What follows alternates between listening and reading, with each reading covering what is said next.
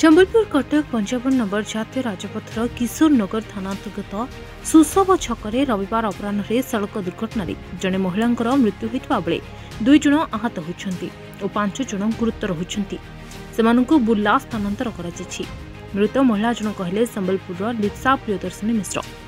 गुरुतर मान हेले Scorpio driver MD Siraj मनोरंजन मिश्र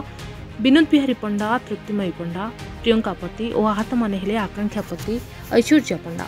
तेरे माने गोटे परिवार समस्ते संबलपुर एक स्कॉर्पियो रे कटक को जने संपर्कियों घर को जाइथिले आज घर को फेरिबा समय सुसव छकरे एक ट्रक सह धक्का होता फल घटनास्थल में जड़े महिला मृत्यु होता बेले आहत मानक उद्धार कर आंबुलांस जोगे रेढ़ाखोल डाक्तखाना भर्ती कर गुरुतर मानक बुर्ला स्थानांतर कर सूचना मिली।